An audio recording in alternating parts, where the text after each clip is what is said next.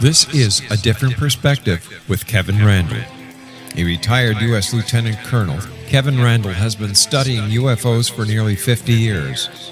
Kevin has investigated some of the most famous UFO cases in the world and has been consulted for dozens of documentaries about UFOs.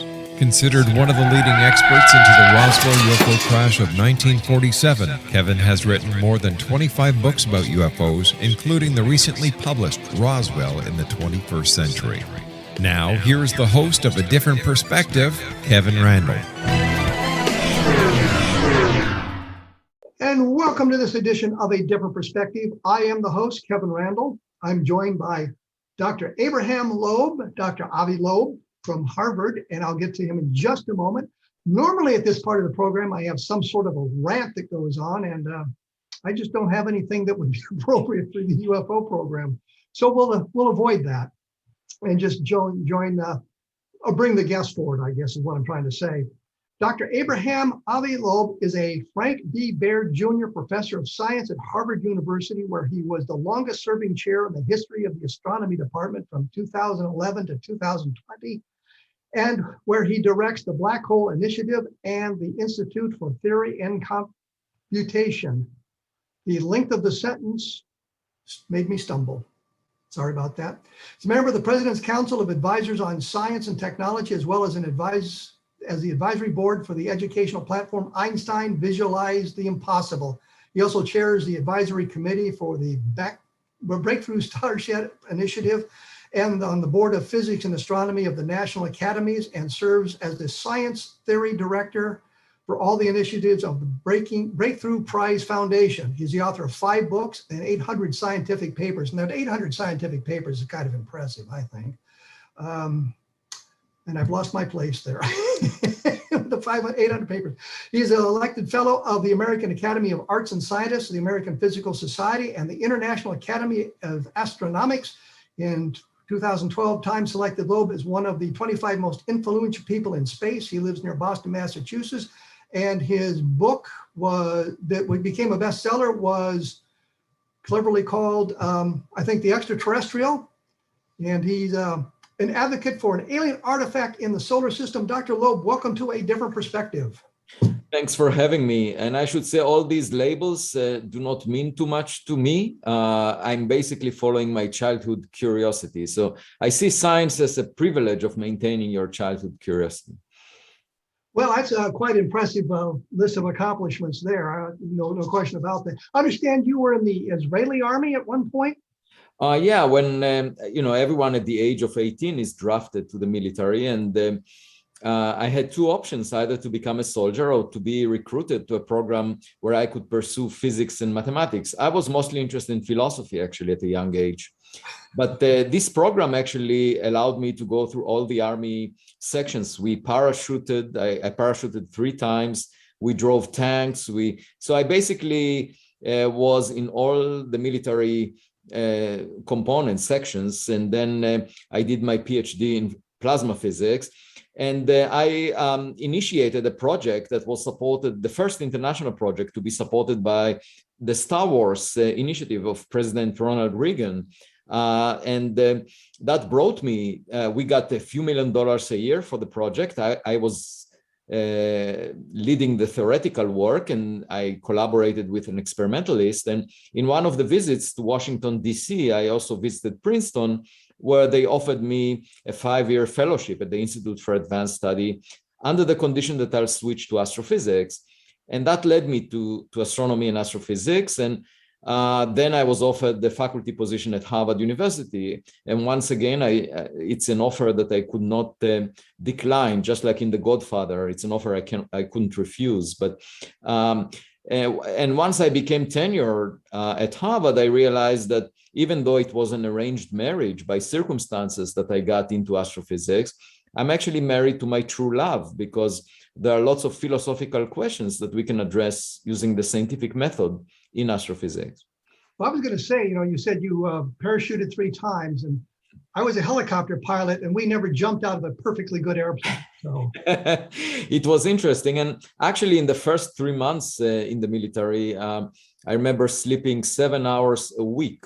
We were in the we were trained as paratroopers, and I was very capable physically speaking. I was at the top 3 people in sports in my high school, and so it was easier for me. But nevertheless, it was very difficult training that we went through. And the one thing I learned from that experience is, I remember some of the officers saying, sometimes a soldier needs to put his body on the barbed wire so that others can pass through. And I feel like that when I see negative tweets on the current research that I'm doing. I feel that I'm trying to pave the way for the next generation of young scientists so that they will be able to speak freely on this subject.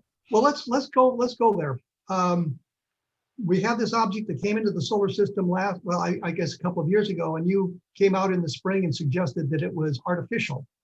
And it's for the benefit of the audience, of course, where do you believe it originated, or what direction it came from? Did it make a turn in the solar system and slow down and then speed up? Give me a little bit of background on that. Yeah, so the details about this object called Oumuamua, the details are given in my book, Extraterrestrial, that came out 7 months ago, January this year. This object was the first one that came from outside the solar system that we spotted near Earth. And it looked nothing like we have seen before within the solar system. Didn't look like a comet, didn't look like an asteroid. There was no cometary tail around it, no gas or dust. And then as it was tumbling every 8 hours, the amount of sunlight reflected from it changed by a factor of 10. And that meant that the object has a very extreme shape, most likely flat, pancake-like. And then it looked as if there is a force pushing it away from the sun, acting on it in addition to the force of gravity. Since there was no cometary tail, no outgassing, it couldn't be as a result of the rocket effect. And the only possible explanation that came to my mind was the reflection of sunlight, because this force declined inversely with distance squared, just like you expect from the reflection of sunlight. And as it turns out, in September 2020, there was another object that exhibited an excess push away from the sun by reflecting sunlight with no cometary tail. It was given the name 2020 SO. It was discovered by the same telescope in Hawaii that discovered Oumuamua in 2017. The name Oumuamua means a scout in the Hawaiian language. And this second object, 2020 SO, the astronomers that discovered it realized within a few weeks that it actually came from Earth. It's a rocket booster that we launched in 1966 in a lunar lander mission. So we could tell, just by looking at how it moved, we could tell that it's not a rock, that it's very thin. In fact, we know that it had thin walls because we produced it, and that's why it had a large area for its mass. The question is, who produced Oumuamua? And of course, one way to figure out the nature of Oumuamua for sure, or objects like it, would have been to get a high-resolution image, because they say a picture is worth 1,000 words. In my case, a picture is worth 66,000 words, the number of words in my book, Extraterrestrial. Well, I noticed there was pushback by the scientific community. You suggested it was artificial, meaning it was made by somebody probably hundreds of thousands of years ago. As it was approaching the solar system, didn't it have speed that would have been close to light speed or relativistic speeds and slow down as it reached the solar system, or can we backtrack that far? No, it was mostly moving under the influence of gravity, and then there was this additional force acting on it as a result of reflection of sunlight.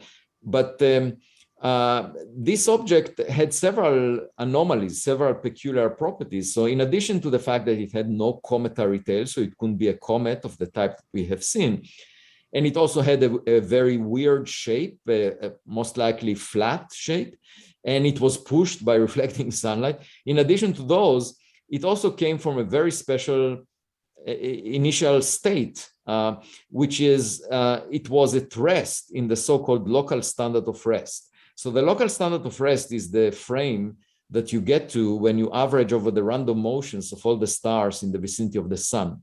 Each star has some motion relative to the others, sort of like cars moving relative to the center of a city.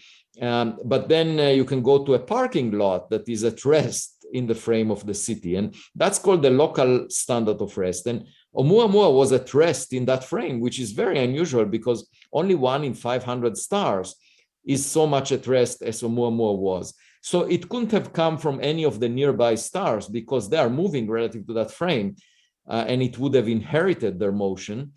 It was like a buoy sitting at rest on the surface of the ocean, and the solar system, like a giant ship, bumped into it. And it's very unusual to find the first object in that frame. And the question is, what was it doing in that frame? What was its purpose? And I can think of different explanations.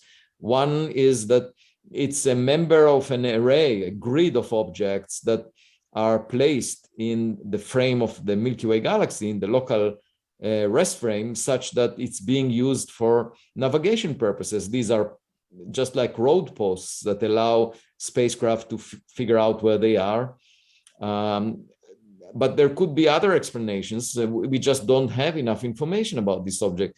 But it's clearly a very peculiar object because of all the reasons I mentioned. For you, I know that the scientific community kind of pushed back against your theory of being artificial, suggesting it might have been I think a nitrogen iceberg type thing, which would have had some of the similar aspects that you talked about. And I think you rebutted that. What was your rebuttal to them? Well, there were several scientists that tried to explain the anomalies of Oumuamua as coming from a natural origin. And the first suggestion was maybe it's a hydrogen iceberg. Maybe it's a chunk of frozen hydrogen so that when it evaporates like a comet, we don't see the hydrogen because it's transparent. And the problem with that, we wrote a scientific paper about it, is that hydrogen evaporates very quickly. And so it won't survive the journey through interstellar space. And that makes this model not very plausible.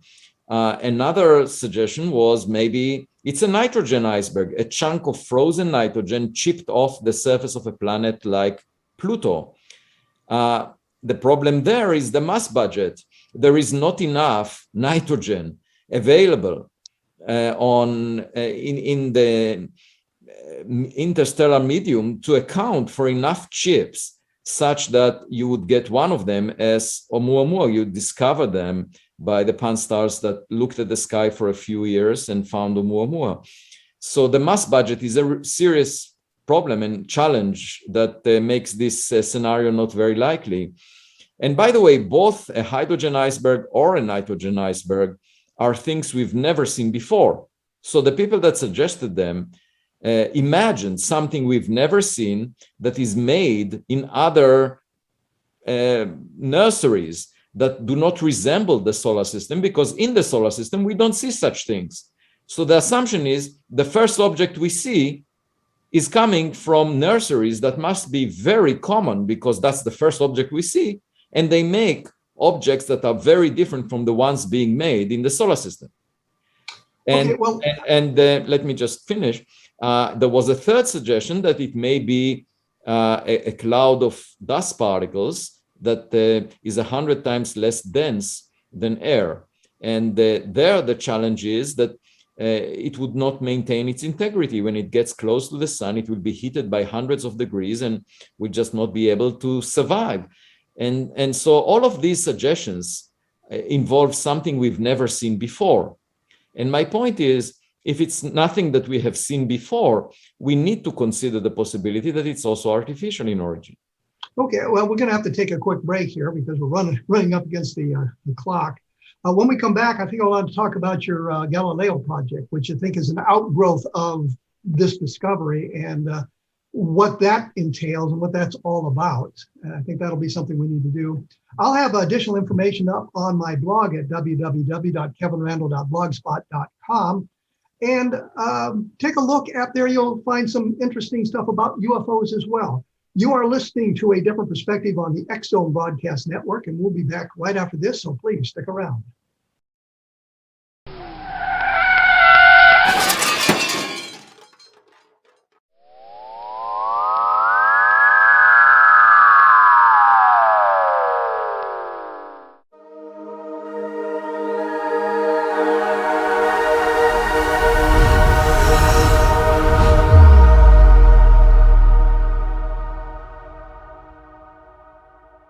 And I am back with Dr. Avi Loeb. We're talking about artificial objects in the solar system, from outside the solar system, that sort of thing. And we are practicing social distancing because we are not in the same place at the same time, which I think is just wonderful of us. When we went away, we had kind of explored, I guess, the idea, or why we thought, or why you thought, that the Oumuamua was an artificial object as opposed to something naturally formed. And I think this gave rise to this idea of the Galileo project, which you and a number of your colleagues have announced. Tell us a little bit about the Galileo project. I'll be glad to. Speaking about social distancing, I should mention that I wrote a Scientific American essay. I write one every week. About social distancing on a cosmic scale. You can imagine that an advanced civilization might decide not to interact with lower level civilizations because it will degrade their quality of life. So they may close themselves in a cocoon and just have everything they need. How do we find about them? What they're doing? They must deposit some trash according to the second law of thermodynamics. So just like those investigative journalists that go through the trash cans of celebrities in Hollywood in order to find about their private lives, we could find trash that they sent into space. And from that, infer that they exist and learn something about their private lives. So just a comment about social distancing that may exist in the Milky Way galaxy. When you talk about going through their trash, I'm sure you're talking about the electromagnetic signals being sent out, such as we radiate from Earth. No. So for 70 years, the search for extraterrestrial technological civilizations focused on looking for signals. I think it's the wrong approach because it's just like trying to have a phone conversation. You need the counterpart to be alive at the time that you're having the conversation. What I'm talking about is like archaeology, looking for relics that were left behind. The civilization might not be around anymore. It might have perished. You know, it's not clear that we would survive more than a few centuries from now. So there is a relatively very narrow window of opportunity to interact with us, just a few centuries out of the age of the Earth, which is 4.5 billion years. That's a very narrow window. And if anyone tries to communicate with us, they have to be alert just for this very narrow window so that we will be receiving their signal and they will receive our signal. So a much better approach is looking for physical objects that were sent into space, like we sent Voyager, New Horizons. And, you know, currently we're developing artificial intelligence systems that will drive cars, that in the future will make medical decisions. So I can imagine an AI system sent into space, sort of like sending your kids to the world. You can train them early on so that they follow your goals, and then they learn from experience, and they're completely autonomous. You don't need to send them any guidelines because the distances between stars are huge, and it may take millions of years for them to reach nearby stars. So you just send those systems and they basically follow your guidelines and do it autonomously. And if we can imagine such a future within a decade or two from now, because we are developing AI systems and we have the ability to send spacecraft, it's quite likely that a civilization that predated us by 1 billion years did that already. And, you know, most stars formed billions of years before the sun. So this may be our reality. And if you imagine those AI systems sent 1 billion years ago with a 3D printer, they could replicate themselves and produce many copies, and they may fill up the Milky Way galaxy, including the solar system. Any habitable region around the star may have a probe of this type. And the question is whether we live in such a reality. And the only way to find out is not to talk philosophically about the subject and try to argue about probabilities, but rather to look through telescopes, because we don't want to repeat the mistake that was made by philosophers during the days of Galileo. They refused to look through his telescope, and they said, we know the answer, the sun moves around the earth. And of course, that maintained their ignorance, but it didn't change the fact that the earth moves around the sun. And poor Galileo was put in house arrest. So that's why we announced the Galileo project. And I would have been delighted to have Galileo Galilei as a honorary member of our project.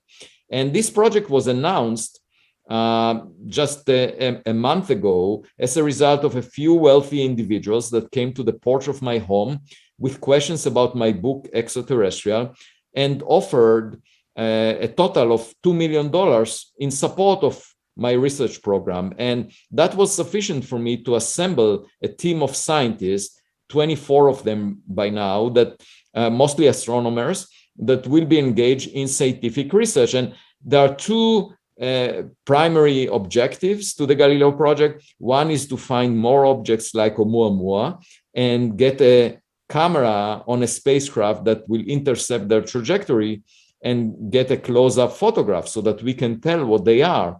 And then the second aspect is the unidentified aerial phenomena that appeared in the report of the intelligence agencies to Congress on the 25th of June, which also prompted the Galileo project. So we want to build telescope systems on Earth that would monitor the sky in a scientific way, not a camera on a jittery cockpit of a fighter jet that we have no control over. We don't want to look at classified data, because then I would lose my freedom as a scientist to speak about it. So we want to basically assemble our own open data using the scientific method by using telescopes, several of them in each system, so that we can monitor the motion of any UAP in 3 dimensions, big enough telescopes so that we can get a high resolution image of the UAP. I have a Scientific American essay talking about getting a megapixel image of a UAP that will tell us, if you get a megapixel image, for example, of an object the size of a person at a distance of a mile, you can get that with a telescope of a diameter of 1 meter. And then you can resolve the head of a pin on that object. You can tell whether it has a label made in China, made in Russia, or made on exoplanet X. If it's made by humans, it's of no interest to me as a scientist. If it's a bird, it's also of no interest to me because I'm not a zoologist. But if it's something else, I would be very interested in what it looks like. And that's what the Galileo project will look into. And we have a team of astronomers that are currently putting together the components, off-the-shelf components of a telescope system. And then we will make many copies of that telescope system and put them in different locations. And, the technologies that are available now for us are much better than those that were available to those fighter pilots that reported 20 years ago about some unusual objects. So, well, let me interrupt here because I do have a question. What's the reaction to SETI to this project? Are they on board with you, or are they kind of opponents? Well, it's interesting because many of the members of the SETI community had a problem with UAP or UFOs in the past, and of course, it may be a mixed bag that many of the reported objects have a mundane explanation, but I should emphasize that it's sufficient to have one object which was not produced by humans for this to make a huge impact on the history of humanity, because we don't need all of the objects to be unusual. It's sufficient to have one. And so I don't care if 99.999% of the reports have mundane explanations. So the idea is to get scientific quality data so that we can be convinced that something is not human-made, it's not natural. But the SETI program is listening for. Yeah, the SETI program focused mostly on searching for signals, mostly radio signals, but also signals in visible light. As I mentioned before, I believe that a better approach is to look for physical relics, objects, perhaps driven by AI or something else. Well, But I understand that. I'm just wondering if SETI is pushing back against this because you're kind of an opponent to them, suggesting that the search for electronic signals from them isn't really going, all it's going to do is tell us that they're out there. It's not going to do the same thing that you're doing with them. I see it as complementary. I'm not saying I'm not opposing what they're doing. I'm just saying there is another way to go at this question of are we alone and whether we are the smartest kid on the block. I'm just saying there is another way to figure this out, which was not examined scientifically in the past. And there are some SETI people who are pushing back. But there was a very favorable essay written by Seth Shostak from the SETI Institute, basically saluting and encouraging the Galileo project. And, I have an advisory board that includes a lot of distinguished scientists, including Seth himself. Now, there are people that have expressed reservation about the Galileo project, but frankly, I don't see any negative aspect to it because we are using funds that came from private donors. These funds were not used for any other scientific project before, so we're not taking away money from existing projects. And moreover, there is a huge level of support, enthusiasm. I got thousands of emails from young people who would like to contribute to the project. So it's a win-win proposition to look for evidence and have a scientific approach to this subject. I don't see why anyone would have a problem with getting evidence based on funds that were not used for any other purpose. Well, I'm just thinking that their approach is just listening for signals, and you're taking a more proactive approach, I think, than what they're doing. And I know that the other thing is, as a writer, when I have published a science fiction novel and we go to science fiction conventions, that there are other science fiction writers there who feel you've taken money out of their pocket simply because you've published a book and they didn't get that opportunity, even though they wouldn't have had that opportunity no matter how you slice the bread. So right. You're not taking money from them. Well, I offered the SETI people and others to join me in this endeavor. I'll be glad to collaborate with them. But for many years, there was dismissal and ridicule of the unidentified aerial phenomena and or UFOs, as they were called before that. And as a result, they have difficulty accepting a scientific project aimed at clarifying the nature of these objects. And as I said before, science is not about prejudice, it's about evidence. It should be guided by evidence. And the reason I announced this project is that there was this Oumuamua interstellar object that looked weird, and also there was the report about unidentified aerial phenomena by the government, and these are the UAP that were mentioned were detected in multiple instruments. So to me, it looked intriguing enough for scientists to be engaged. And I should say the NASA administrator, the head of NASA, Bill Nelson, who saw also the classified data as a senator, argued that this is a serious matter that scientists should be engaged in. And former CIA directors, Brennan and Woolsey, also spoke about it as a serious matter. And former President Barack Obama acknowledged that as well. And, if these people saw the classified data and they speak about it as a serious matter, I think the scientific community has an obligation to figure out the nature of these objects. And that's what we are doing in the Galileo project. But you have a UFO UAP segment to look at. You're looking at that sort of thing. I want to explore the UFO just a little bit further with you when we come back, because I think there's a history in the UFO phenomena that's important.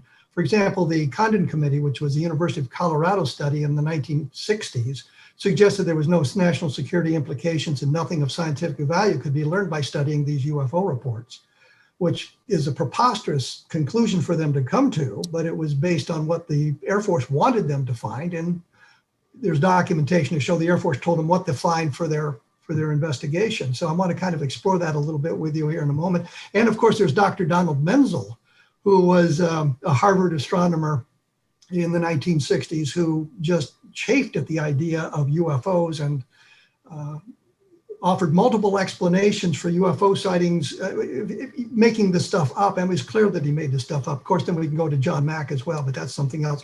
I've got to take a break here. I've rattled on a little bit longer. You're listening to A Different Perspective on the X Zone Broadcast Network. There's many fine programs about the paranormal to be found at xzonebn.net. So take a look at those listings. My favorite happens to be A Different Perspective, and we will be back right after this with Dr. Avi Loeb.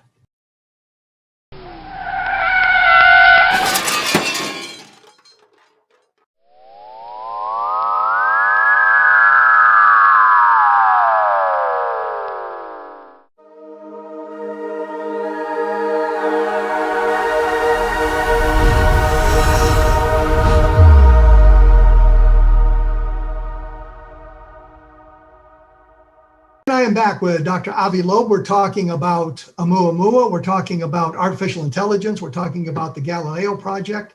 And we were talking about UFOs when we went away. But first, I must say it is the xzbn.net, not what I said before. I was watching my clock count down and got caught up in the syntax of the situation.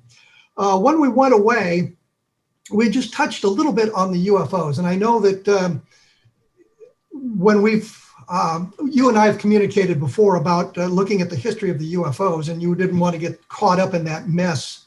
And I understand part of that because the research has been pretty sloppy. The conclusions have been very biased. The documentation has not been properly certified. But I also know that when I was studying for my PhD, one of the first things we did was a literature search. And you'd look at what went on before you. And I'm thinking that there might be something of value in looking at some of the old UFO reports, especially those that where the craft interacted with the environment. For example, in Levelland, Texas, where the object stalled car engines. Right. So, and I wondered if you thought about maybe communicating with some of the UFO committee, which would not take money from the project, but to get a sort of an unbiased history of the UFO phenomenon. It might be of assistance to you.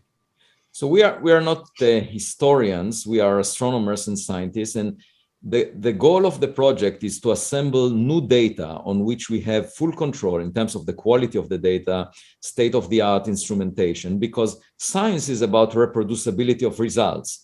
Another way to think of this is if you tell a kid what the truth is, the kid would not necessarily listen to you. The kid would like to figure it out himself or herself. And sometimes the kid gets bruised in that process, but it's a learning experience. And, science is a learning experience. And as a scientist, I would like to get my own data so that I know exactly how the data was taken. I don't want to look at past data that was not of the quality that would make it scientific, because, unless it was reported in a scientific paper. And of course, we will look at the scientific literature, but a lot of the reports that you're talking about are either eyewitness testimonies or based on, fuzzy images or reports on YouTube that are not to the quality of science, because we didn't have full control over the instruments that documented these reports. I'm not saying that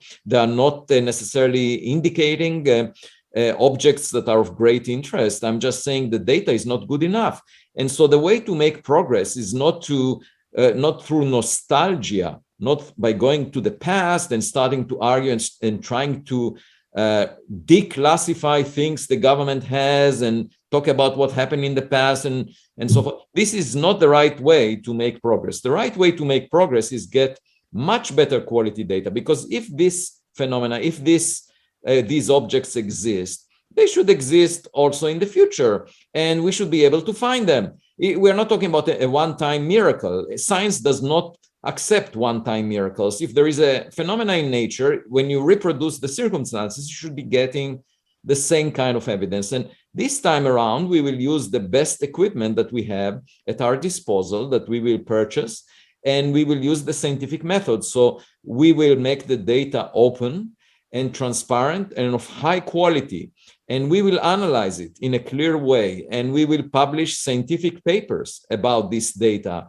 So for the first time in the history of this field, we have a team of scientists engaged using the best instrumentation that we can buy to approach this subject. And rather than reminisce about discussions of the past, we want to get better data so that we can convince ourselves that there is something out there that cannot be explained by human-made objects or by natural phenomena. And the way to figure out that is to get better data than what was obtained in the past. I'm not saying that there wasn't interesting data obtained so far, but I'm saying it was not of the quality that we need to convince the scientific community. So we are embarking on that.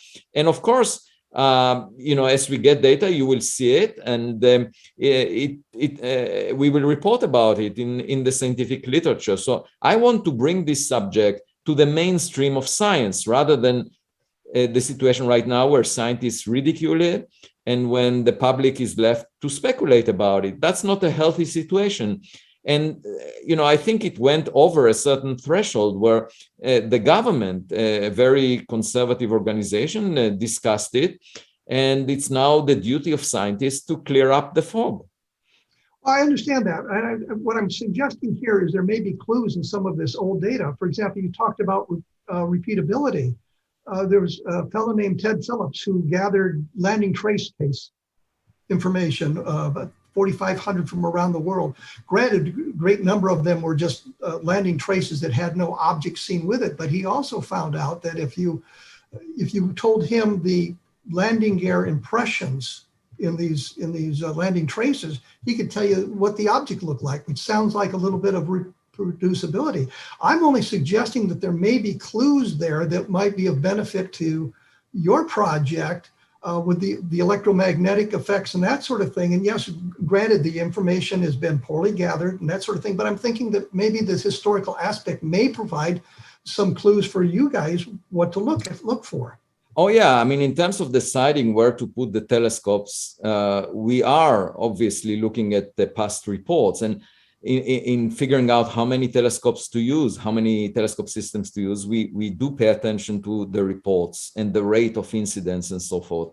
But I should say what we are looking for is clear evidence that cannot be disputed.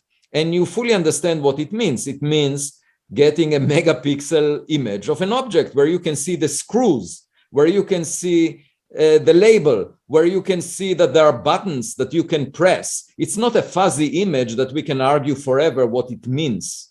It's actually a high resolution image of the type that you're seeing me right now that can tell you that I'm a person. Okay, so that's what we are after. Something that is not disputable, something that was collected by instruments that we have full control over. It's not a cell phone camera that is not optimized for that purpose, that was held, and looking at an object at a distance of a mile, and therefore the object appears fuzzy. We are not in the, 1,000 cell phone cameras will not be equivalent to a 1 meter telescope that gets you a megapixel image of the same object. So because 1,000 cell phone cameras will all of them would give you a fuzzy image of that object because they have a very small aperture in the camera. So you can't get a high resolution image irrespective of how many cell phones you use.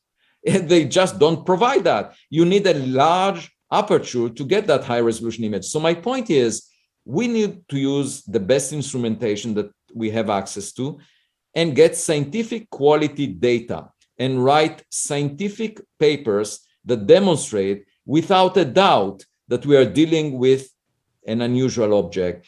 And, otherwise, it's always possible that we have seen a human-made object, that we have seen a natural phenomena.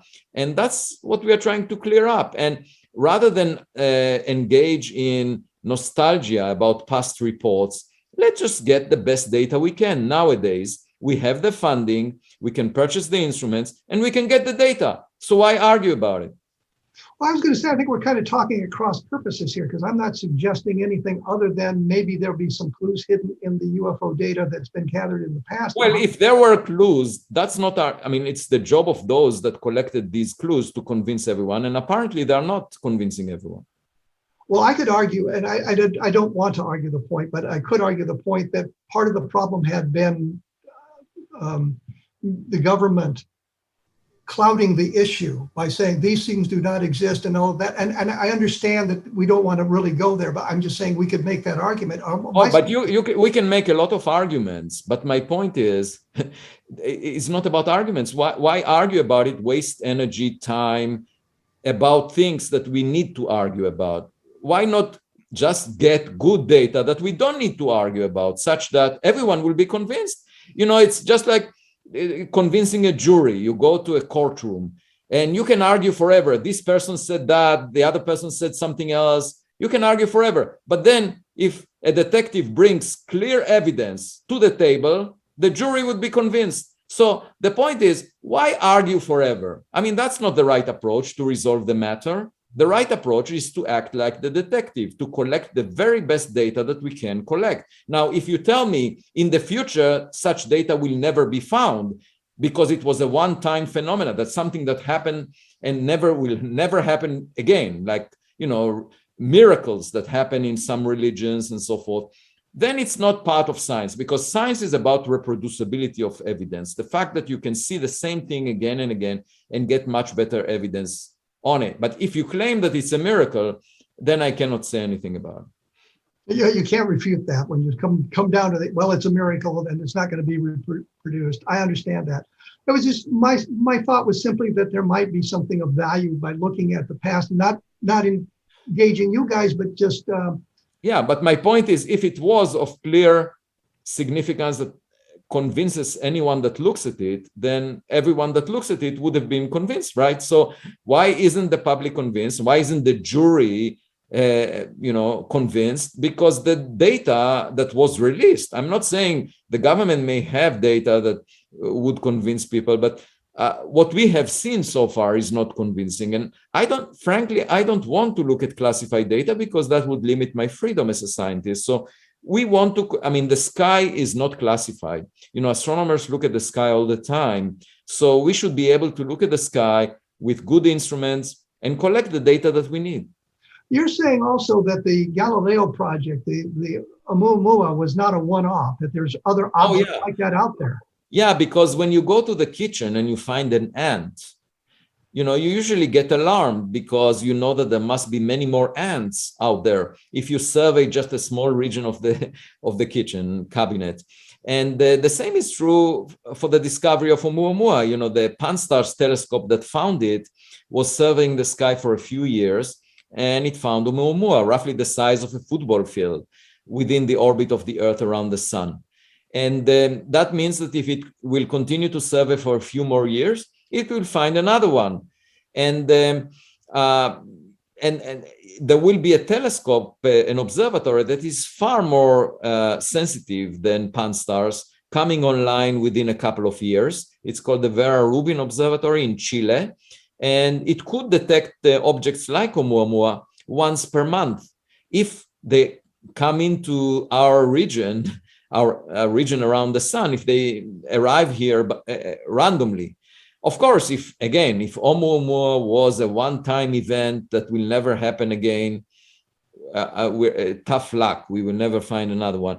And that would make it even more unusual because it's not random. But on the other hand, if you make the simple assumptions, just like you make in the case of finding an ant in the kitchen, then there should be many more found in the future. And what we need to plan for is when we detect another one that doesn't look like a comet or an asteroid, then we should send a spacecraft with a camera that will intercept its trajectory and take a close-up photograph. Just like the OSIRIS-REx mission that took a close-up photo of the asteroid Bennu and actually landed on it, and they will bring a sample from it in 2023 to Earth. We can do the same thing with an object like Oumuamua. Imagine landing on it and pressing the buttons on it. So from what you're saying is, if I was a civilization many, many light years from Earth and I wanted to explore my section of the galaxy, I would send out lots of these sorts of things geared with artificial intelligence to kind of replicate themselves as they move through the universe, and they're moving at sublight speeds. Exactly. So with the closest star system, Proxima Centauri, or the Alpha Centauri system, 4.1 light years away, would take many, many thousands of years for it to get from there to Earth. Yeah, it would, with chemical rockets, it would take 50,000 years, roughly the time that elapsed since the first humans left Africa. So if we were to send the New Horizons or Voyager towards Proxima Centauri, we should have sent it when the first humans left Africa for it to arrive. Let me interrupt there because I'm getting up against my break here. When we come back, we'll explore that a little bit better of how this might work.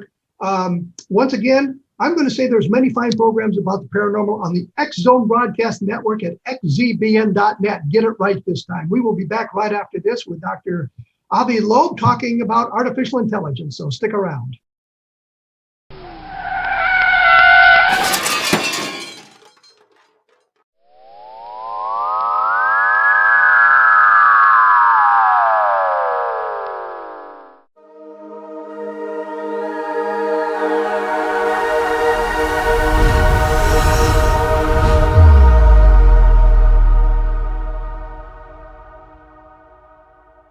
I am back with Dr. Avi Loeb. We're talking about, I guess, a way to explore the galaxy. I'm not sure the universe is, we're going to be able to do the universe because the distances are really vast.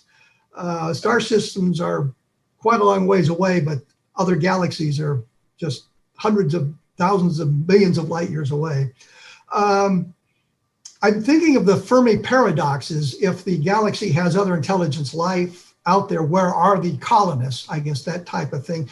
You're suggesting, I think, an explanation for the Fermi paradox is they wouldn't be colonizing, they would be sending out probes to kind of look around to see what's going on out there. How do they get the information back to their original civilizations then? Oh, they don't necessarily, but as I mentioned before, AI systems can be thought of like kids, right? You train them early on and then you send them to the world.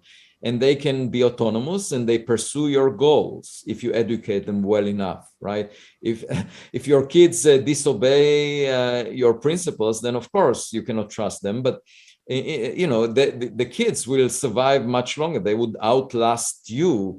And you can think of the AI system sent to space as representing us, but being completely autonomous.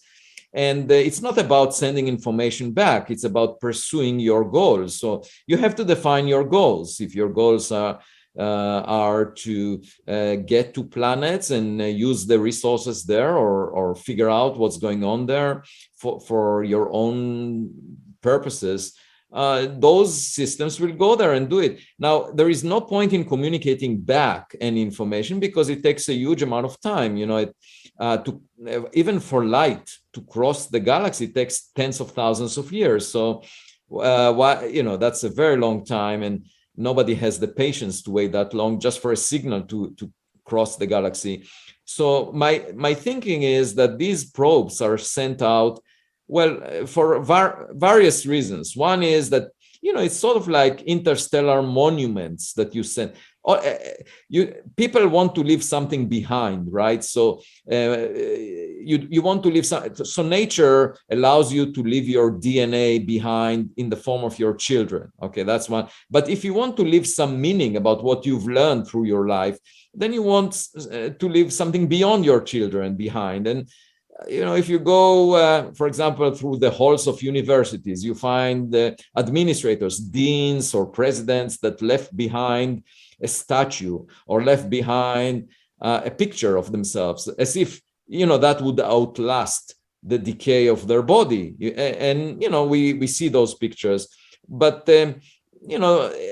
it's not really physical objects that last for very long, because I think actually writing books or writing music could survive longer, but eventually everything on Earth will get destroyed by the fact that the sun will heat up and boil off all the oceans within 1 billion years. So nothing of what we produce as monuments, as relics of us, will survive beyond 1 billion years from now. And if you want to leave something behind that really represents yourself, you would send it into space. And you could send an AI system that carries some kind of a flame of your consciousness today. And that would represent you. So that may be one reason to send things out. And, if we are thinking about it, maybe others thought about it a billion years ago, and now it's filling up the Milky Way galaxy. And another let me ask you this. So we have Oumuamua coming through our solar system. There's an AI on it. We recognize civilization on Earth. Wouldn't that then trigger some kind of response from this artifact to say, hey, we were here once, or something like that? Yeah, if it's functional, right? And now the question is, how many pieces of trash are out there compared to those that are functional? Because after a while, the instruments may stop working and may not be repaired. And it will be just like defunct plastic bottles that you find in the ocean. They are not used anymore, but they are trash that they collected on the ocean surface. And so the question is, how many functional devices are out there compared to just things that are floating around? And of course, we need to get more data on those things, and we need to search. The thing is, the scientific community didn't really engage in such a search at all. And the Galileo project is really the first funded scientific project to search for such things. And I think, it's what the scientific community did in the past was a self-fulfilling prophecy. It basically said, we need extraordinary evidence before we even engage in that discussion. And my point is, you would never get such extraordinary evidence if you're not searching for it. So it's a self-fulfilling prophecy, and there was no funding for this. There was funding, for example, to search for the dark matter, particles that we've never seen before. And for 40 years, we've been searching. We didn't find the particle that makes the dark matter. And that was considered part of the mainstream in science. It was also a search in the dark. So if we are searching for dark matter that would have very little influence on our daily life, why wouldn't we search at the same time also for relics of other civilizations? Because all we are saying is, we exist, and conditions are very similar on tens of billions of planets in the Milky Way galaxy alone. And therefore, let's search for things like us out there. That's not a very speculative proposition. It's quite natural for us to do that. I agree. I think it's a wonderful project. I'm always looking for evidence of extraterrestrial civilizations and extraterrestrial life. So I mean, that's an important thing to do. And I think it's great that the scientific community has moved beyond the point where, well, these things don't exist, therefore they can't exist, therefore they don't exist, as opposed to, well, maybe they do exist, maybe we ought to take a look for them. And well, it's not the scientific community that moved beyond this point. It's my research group that moved beyond this point. Well, a small segment of the scientific community is now engaged in this search. Although you could say the same thing about SETI having engaged in this with Frank Drake and his OMA project, Project Ozma, so long ago, moving a little bit beyond that, looking for evidences of other civilizations. You've taken it to the next step, and I think are moving in a direction to find actual physical evidence that would demonstrate this beyond a shadow of a doubt. Physical objects. And, the experience could be similar to a caveman that is presented with a cell phone. The caveman is used to playing with rocks all of his life. And when he sees the cell phone, he would say, oh, it's just a shiny rock. And that is pretty much the response of the astronomers to Oumuamua. It's just an unusual rock of a type that we've never seen before. That's what the caveman would say about a cell phone. But then it's a beginning of a learning experience, because if the caveman presses a button on the cell phone, he would realize that it can record his voice. And if he presses another button, it can record his image. And that would make it clear to the caveman that this is not a rock. And I think for us to get that sense that Oumuamua is not a rock or some other object, and a UAP is not a natural or human-made, we just need better data. That's the beginning of a learning experience. And the Galileo project is a search for that evidence. Exactly. I would love to press a button on such an object that doesn't behave like a rock. Well, I was thinking the same thing, that if you manage to get there and press the button and open the thing up, Yeah, because by the way, it could be worth a lot of money if we can import that technology to Earth, if it represents our future. And if we could understand the technology. Yes. The problem with the caveman is he doesn't understand the technology, but we do. And if we found something that advanced, we may not be able to push the button. There may not be a button to push. There may be some other way to gain the access. That's true. That's true. Yeah. It may look like magic to us. Yes. That's Arthur C. Clarke. Any advanced technology would certainly look like magic. Yeah, I would make Arthur C. Clarke definitely a member of our project. I should say an anecdote about the project. So the project was called after Galileo. And then a colleague of mine, a historian at Harvard, at the Harvard History Department, named Erez Manela, pointed out that Galileo, the name, is derived from the northern part of Israel, which is called Galilee. And actually, when I mentioned it to the research team of the Galileo project, someone pointed out, actually, Galilee means a cylinder in Hebrew. I should have known that because that's my mother's tongue. And indeed, Galilee means a cylinder. And then when you think about it, that was the shape of Arthur C. Clarke's Rama in the book Rendezvous with Rama.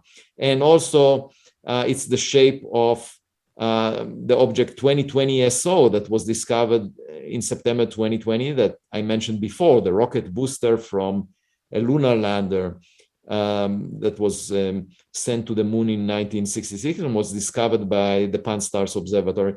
And also Oumuamua itself had a very extreme shape. So it's an interesting coincidence that the name Galileo means more than one thing.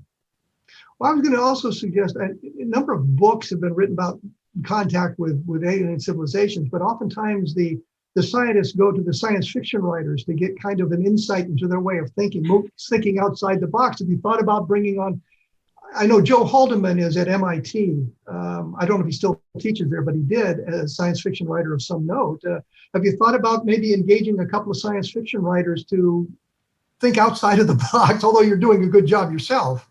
Oh, no, I mean, obviously, I'm happy to discuss and interact with them. And, you know, over the past 7 months after my book, Extraterrestrial, came out, I had almost 1,200 interviews back to back almost every day from 8 a.m. till 7 p.m. And some of them were with science fiction writers and some of them were with artists. And yeah, the importance of science fiction is that it expands our imagination. I have a problem with storylines that violate the laws of physics as we know them, because it just bothers me as a physicist to see ideas that do not comply with the laws of physics. But well, let me interrupt there because I want to say one thing. But the very strictest definition of science fiction, it must be predicated on science. And if you move beyond the predication on science, it becomes fantasy. Right. So actually, for example, the film Arrival, I liked a lot because it didn't violate the laws of physics. And a few months ago, the producer of Arrival contacted me. We had a Zoom meeting, and he said that he enjoyed very much my book. And I told him that I admired his film long before he knew about my book. Well, let me thank you for coming on, taking time out of your day to chat with me about this sort of things. And let me say one other thing. He means the film Arrival, not The Arrival, which is a whole different movie. Thank you, Dr. Loeb. I appreciate you taking your time to chat with us about the Galileo project and what you hope to gain from your explorations. Thank you, Kevin, for inviting me. And I'll be glad to come again once we have some interesting evidence. Oh, I'd be glad to have you on there. And I did appreciate the invite to your press conference. Thank you. I should say that on the Galileo Project website, we established a link for crowdfunding. There is a button saying support us. And if anyone is interested in promoting the goals of the Galileo Project, we would be grateful for your generosity. Thank you. Okay, well, you have a good day, sir. Bye-bye. Okay. Next week, I'm going to talk to Mike Rogers, who is part of the Travis Walton experience. We're going to have a discussion about some of the things that are going on with the idea of the alien abduction and what Walton has to say about, or what Rogers has to say about his participation in that. We'll take a long look at some of the controversy that has developed in the last few months about the Walton abduction, which is somewhat disturbing for those of us who have been around the field for more than 10 or 15 minutes. Following that, we'll have Robert Schaefer on board to talk about UFOs from the skeptical side of the fence and see if we can't come to some common ground on that as well. And finally, Rob Mercer, who discovered a great deal of information about Project Blue Book that had been hidden away, so to speak. We'll have him on to talk a little bit about that. That's what's coming up in the future here. Also, take a look at UFOs and the deep state, which I think is becoming a little bit more relevant, given some of the things that have been going on and the discussions of the deep state as it relates to politics as opposed to UFOs. But I think there's some interesting things in the UFOs and the deep state that will get everybody's interest. As I say, you've been listening to A Different Perspective on the X Zone Broadcast Network, xzbn.net. I'll be back in about 167 hours with more incredible information. Thanks for tuning in.